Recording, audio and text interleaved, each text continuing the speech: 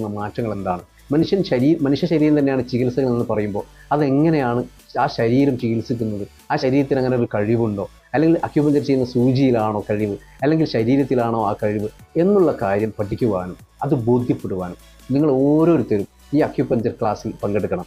ഈ ക്ലാസ്സിൻ്റെ പേര് acu life style freedom hub എന്നാണ്.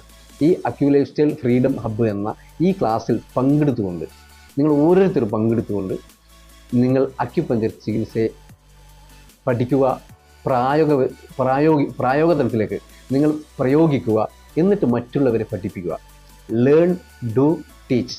ഇതാണ് ഈ 3 കാര്യമാണ്.